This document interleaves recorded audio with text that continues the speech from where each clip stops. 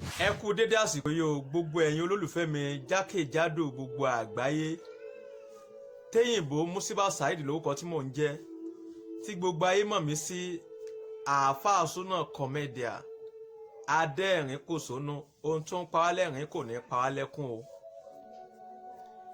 Mi kò tako àwa ẹlẹ́sìn Islam rárá torí pé kí ni ọmọ mùsùlùmí lèmi náà Muhammadu Saheed lórúkọ tí wọ́n sọ mí lọ́jọ́ tí wọ́n bí mi sáyé.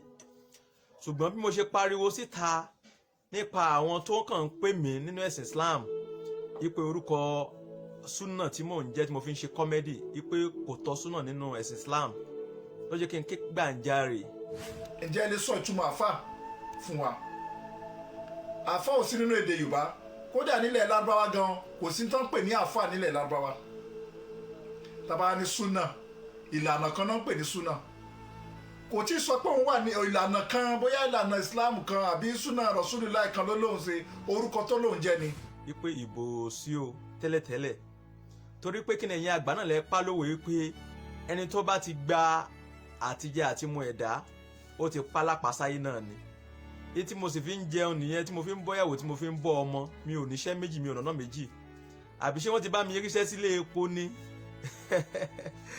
Ìyẹn ló fà á tí mo fi pariwo sáyé pé ẹ fi mí lọ́rùn sílẹ̀, ẹ fi mí lọ́rùn sílẹ̀. Mi ò tako ẹ̀sìn Islam o, àtijẹ àti mu mi ni mò ń try láti dáàbò bò, ni mò ń try láti defend.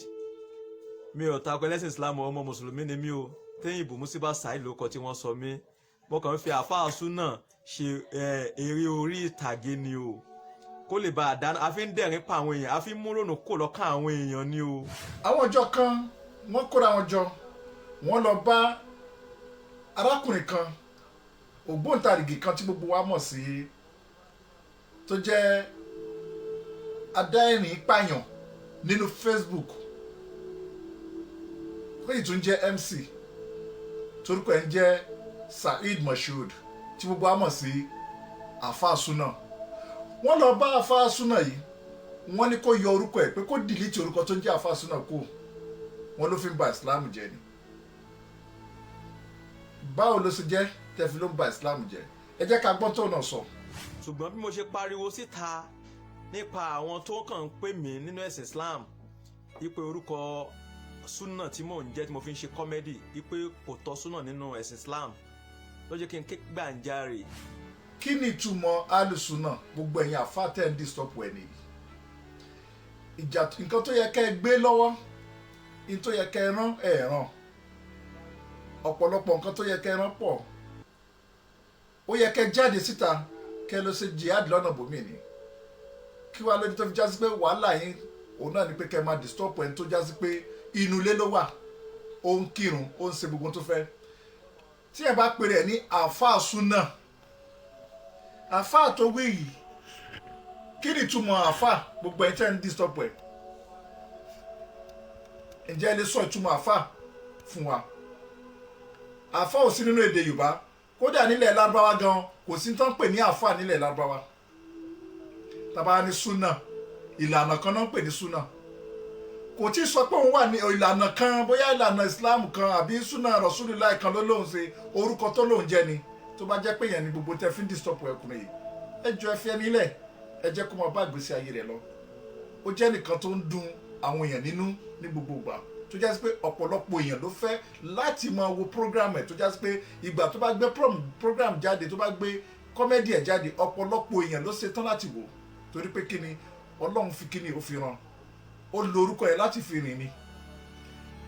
Ọ̀pọ̀lọpọ̀ àwọn Lárúbáwá nílẹ̀ Lebanon ni wọ́n ń jẹ́ orúkọ Muslim. Ari Mustapha, Yusuf, Habib, Mushaba, ọ̀pọ̀lọpọ̀ gbogbo wọn Muslim ọ̀kọ́ ni wọ́n, torí pé kẹ́ tó lè sọ̀rọ̀ ẹ gbọ́dọ̀ jáde kẹ́ mọ̀ tí ìtumọ̀ tẹ́ ń jàlè lórí. Tẹ́ bá dé Lebanon lónìí ẹ rí gbogbo àwọn ọ̀pọ̀lọpọ̀ orúkọ yìí báyìí. Yakub, Nàìjíríà láti máa ń believe pé Yakub Muslim ó gbọ́dọ̀ jẹ́. Nàìjíríà láti máa ń believe pé tí ẹ bá jẹ́ Ibrahim ó gbọ́dọ̀ jẹ́ Muslim. Ẹ lọ sí Lebanon, tẹ́ bá dé Lebanon wọ́n pọ̀ níbẹ̀ tó jásí pé ọ̀pọ̀lọpọ̀ wọn pastor Christian ni wọ́n, tó sì jẹ́ ọmọ Lárúbáwá. So tí ẹ bá jẹ́ alùsùnà, ẹ fi sílẹ̀ jẹ́ kó máa lo orúkọ tó ń lò, kò bà Islam jẹ́. Àwọn tó ń ba Islam jẹ́, àwọn jihad tẹ̀lé ṣe ẹ̀ ó pọ̀ púpọ̀, àmọ́ ẹ̀ tójúbọ jihad tẹ̀lé ṣe.